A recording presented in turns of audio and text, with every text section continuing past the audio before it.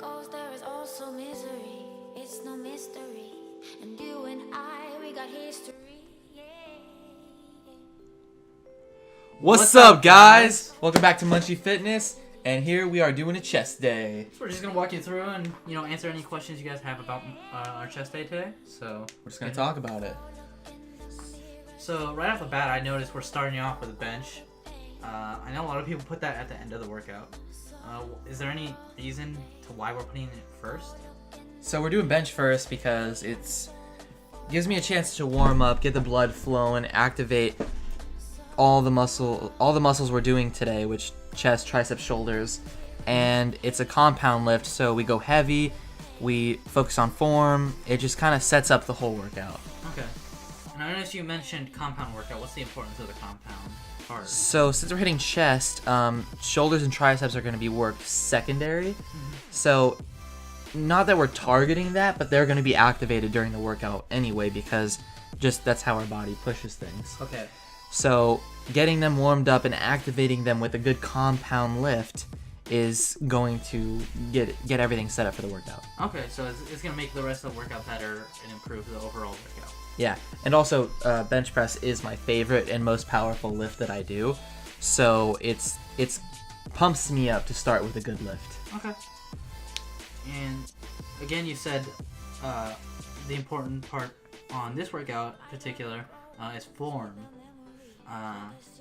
You were talking to me about something I did with my elbows. Yeah, so you can see right here when you go down, you kind of flare your elbows on the way back up. Right. And that kind of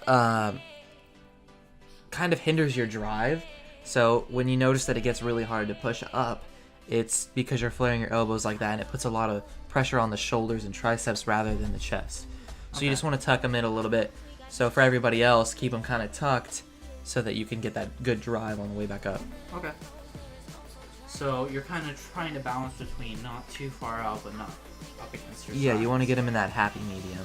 Okay. Whatever's comfortable for you, obviously, and then, but not don't flare them or don't tuck them too close, because, then you're gonna be rubbing up on your body and it's just gonna be uncomfortable and weird. Okay. And it also depends on your grip as well, I would assume. Yeah, definitely, because if you're going wide, you're hitting you're activating the shoulders more. Going close will activate the triceps more. Okay. And what's this next workout we're moving on to? So now we're doing incline dumbbell press, which is just your incline with dumbbells. All right. So why don't we just use the bar though? We're just on a bench press. I'm sure we can just use the bar for this. So the difference between the bar and the dumbbells is with the dumbbells, you're focusing a lot more on balance and using that mind-muscle connection to get the weight up and not lose your balance and drop the weight. Okay. So it's definitely a more mental exercise, and you're using those stability muscles. So it's definitely harder than using the bar, which is good. It pushes us more. All right. I know you were talking about you can point more things out from your form. You can see it broken down. Yeah, so when you're working with the balance on the dumbbells versus the bar, you can see what's weak and what's hard and where your form lacks, Okay. just from trying to balance and push up the weight. All right. Yeah. And here you're hitting hundreds. That's the heaviest dumbbell we have at the gym, so that's a pretty big accomplishment. Yeah, I wanted to get the hundreds up. I've done it before, but it didn't go so well this time. It was really hard. All right. And I'm assuming, since we're talking about dumbbells focus on your form, it's one of the reasons we don't touch the Smith machine at all. Yeah, so the Smith machine, there's no balance whatsoever. It's literally just straight up and down, and it almost helps you. It's I don't know. For some things it's okay, but you'll never catch me in a Smith machine. All right. It's a forbidden machine for me. The forbidden machine, we don't touch it at all. Yeah, I've never been in one. Never used a Smith machine. I have not either, so I guess we're clean on that part. Yeah, we're good. All right, so right here we'll be moving on to flies. So with these, I don't really focus too much on the weight. What we focus on here is that squeeze. So you'll notice that I kind of sit at the end a little bit. Feel the squeeze, feel every rep, make sure every rep counts, control the weight, and push blood in. Just keeping it slow and flexing that mind-muscle connection is really what these are all about. Okay. And I know you're talking about the squeeze, but why is that important? Like, I know, like, you know, you're squeezing the muscle, you're flexing it, but I mean. So the squeeze is, you know, the flex. It's what you do while you're working the muscle. But, you know, if you can sit there and squeeze, it really works the muscle that much harder and gets blood pumping through there, helps with your pump, and really helps the time under tension, which is going to break the muscle down that much more and, you know, give you that much more progress on the next, you know, going on further. All right. So, I know you're talking about the pump and it's, you know, pushing more blood through. Is there any benefits to increase, like, the blood flow? So the pump is good for endurance for one. When you're getting that much more blood through, you're filtering out that much more lactic acid or the burning feeling. All right. Of, you know, when you're doing a lot of reps, it starts to burn. Right. You know, so that the lactic acid will be carried out with more blood flow, and you know, pumps help with vascularity. A lot of people like vascularity, especially me. I love seeing a new vein. And so endurance, vascularity, it helps push nutrients into the muscle, which helps with repair and recovery. All right. So I mean, so would that reduce like soreness the next day and everything? Yeah, actually, yeah. Right. Getting that nutrients in helps with the recovery. So yes, the soreness the next day. And here we're doing incline again, but it's a different machine kind of setup. Why are we going back to incline? So we did the dumbbell, which was our main incline, our main incline focus.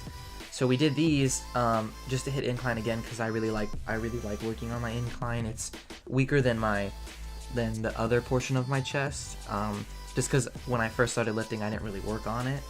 So now that, you know, I put a little extra incline in there and try and strengthen it up, because, you know, you don't want your chest looking a little lopsided. You want it to keep it even, and it makes your chest look a lot bigger when you work that incline. Okay, so you're trying to balance it and make it symmetrical. So and this machine in particular, the hammer strength, it almost completely isolates the upper chest. Okay. So we're squeezing that upper chest, not using the shoulders and triceps as much. It's just isolates it, keeps it so that we're focusing on the mind muscle connection with the upper chest and getting a good squeeze, good flex. All right, and after this, you know, we've hit incline. We've hit, you know, normal chest exercise. What do we need to hit next? I mean, we've basically done everything. Looks like we're hitting flies. Yeah, so we're hitting cable flies now. Okay. With the cable flies, it's different from the regular fly in that you get the stretch on the way up, and the stretch and the constant tension from the cables is constantly pulling on the muscle, keeping tension, tearing it, breaking it down, you know, keeping it's a different way of hitting it, basically. Okay, so it's like a different angle of attack for the muscle. And so oh boy. I forgot I did that. Nice. Yeah.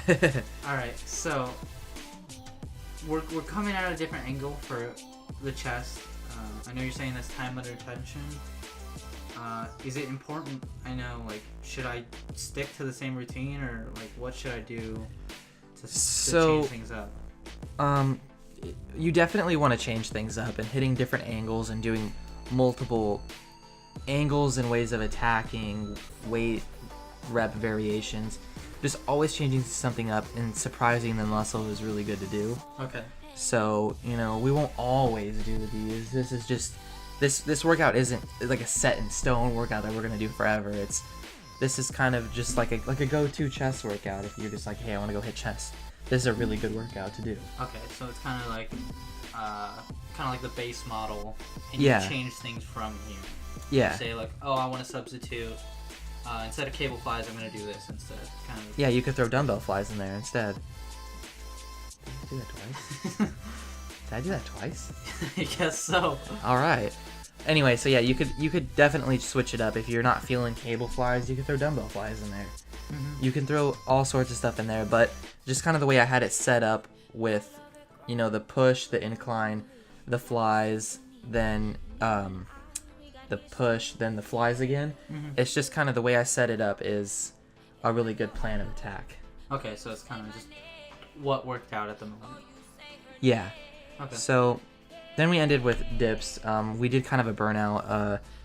We did one weight, got a bunch of reps in, until you felt like, you know, kind of a to failure kind of a thing. And then you dropped the weight and got some more reps in. And this was really just to get a good pump. So is that why we didn't just go with a normal like dip bar? Yeah, so we didn't go with the normal dip bar was so that we could drop the weight, and we didn't really we don't have belts or anything at this gym, so with this just was a lot more convenient. Okay. And if you have a belt, it'd probably be more beneficial to use the dip bar. Okay. So, excuse my master cinematography here. I had to move the camera, but I know you're saying drop set, but like drop set and burnout, like what's the point of all of that, you know, at the end of a workout? So so a drop set is when we would put kind of heavy weight on, and we would get a set in, and then you would drop the weight and get another set in, but like right off, like back to back, you know, no breaks. So that's a drop set, and then like if you want to do it again, it'd be like a double drop set and triple and so on. Yeah. And then with a burnout is you go lighter and just try and get as many reps to failure with a light weight. So you're going upwards of 20 reps. You know what I mean? Yeah. So we did more of a drop set just to finish it off, get a good squeeze, pump, so we could leave the gym feeling good. Yeah, I do have to say, leaving the gym with a pump is pretty rewarding. You get that immediate satisfaction of like looking more full. Yeah, It's you look almost like instant feedback. Yeah, it's like an instant confidence. You look like you have another 5 pounds of muscle just getting a pump, and you see the vascularity. It just makes you feel good. You leave the gym with feeling good. All right. Yeah. For sure. I definitely like to say like it's like looking into the future of like what you're going to achieve. Like, Exactly. Next week. Yeah. All right. So that finishes up for us, guys. Remember to like, comment, subscribe. Comment down below any questions you guys have for us, and we'll see you guys in the next one. Later, guys.